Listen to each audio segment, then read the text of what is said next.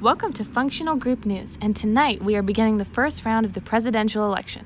Tonight, we'll be meeting our candidates. Let's give them a warm welcome.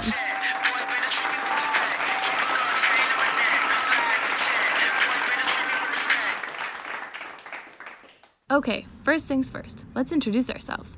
Let's go down the line and tell the audience your name and formula. Hey, I'm alcohol, and my formula is C2H5OH. Oh, yeah. Hey, I'm Ether, but my friends call me C2H520. Hi, I'm aldehyde, RCHO. I'm ketone, C3H60.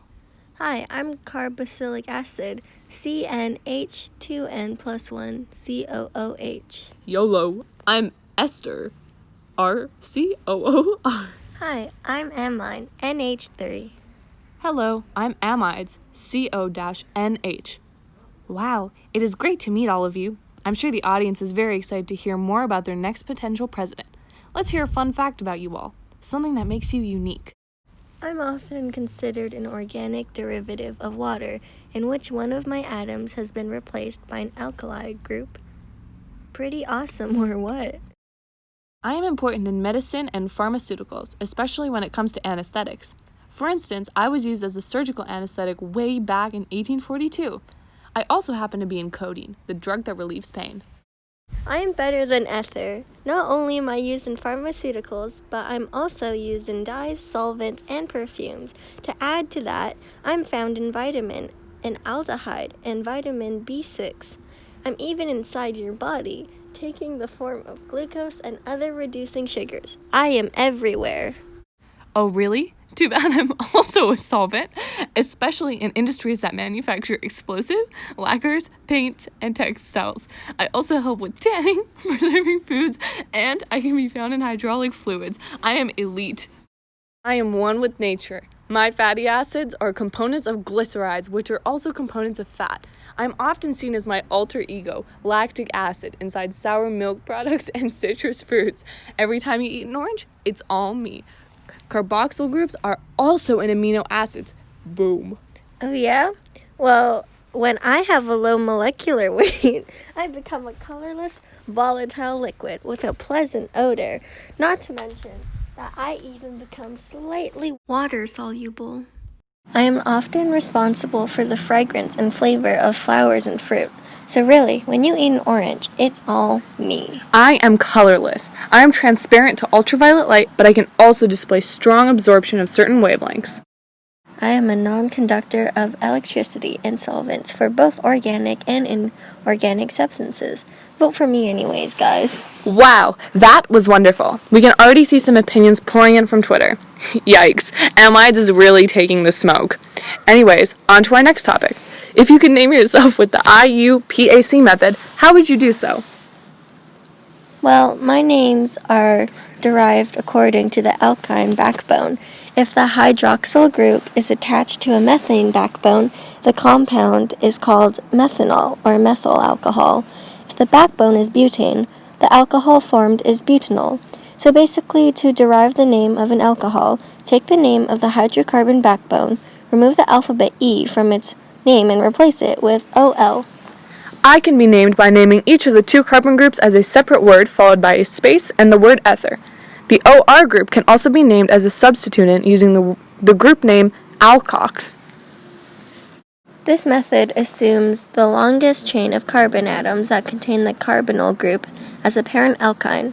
The aldehyde me is shown by changing the suffix E to AL, because the carbonyl group of an aldehyde can only be used on the end of the parent chain, and therefore must be carbon 1. There's no need to use a number to locate it.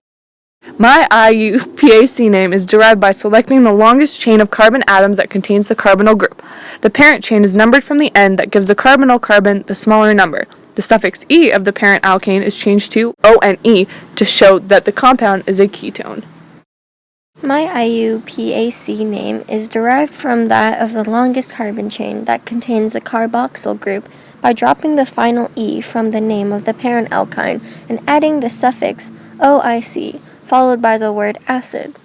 The chain is numbered beginning with the carbon of the carboxyl group.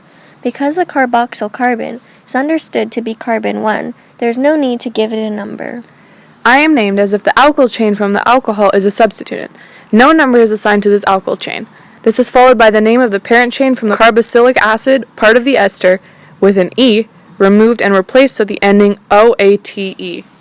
The older and the most widely used system for naming me is to identify each group that is attached to the nitrogen atom and then add the ending, AMINE, as in methylamine. I have a general structure in which a nitrogen atom is bonded to a carbonyl-carbon atom. In the name for amides, the IC acid of the common name for the OIC ending of the IUAC for the corresponding carboxylic acid is replaced by AMIDE. Cool! Now give us 3 examples of things you do and how this is useful. I am used for sweeteners. I help in making perfume. I'm also used in toiletries and pharmaceuticals. I am useful as solvents for fats, oils, waxes, perfumes, resins, dyes, gums, and hydrocarbons. My vapors are used as insecticides, which is good for gardening. And I'm also important for medicine and pharmacology, especially for use as anesthetics. When I combine with other types of molecules, I produce the so-called aldehyde condensation polymers, which have been used in plastics such as bakelite and in laminate tabletop material Formica. I am also useful as solvents and perfume ingredients. I am an intermediate in the production of dyes and pharmaceuticals. I am found in several sugars. I am used in compounds for medicinal use, including natural and synthetic steroid hormones, and I'm used in tanning, as a preservative, and in hydraulic fluids. I am used as a disinfectant. I am extensively used in the production of cellulose, plastics, and esters. Aspirin, the ester of salicylic acid, is prepared from a derivative of me. I am used to make rubber, dyes, pharmaceuticals, and synthetic resins and fibers, and a host of other applications. I am synthesized in large quantities from ammonia and carbon dioxide for use in fertilizers, in animal feed, and in manufacturing a class of polymers known as the urea formaldehyde resins used in making plastics. I am present in bananas, in wintergreen, and in pineapples. These and other volatile esters with characteristic odors are used in synthetic flavors, perfumes, and cosmetics. Certain volatile esters are used as solvents for lacquers, paints, and varnishes. Wow, guys! Thank you so much for participating in the presidential election of this year, and we'll see how the voting goes. Thank you so much.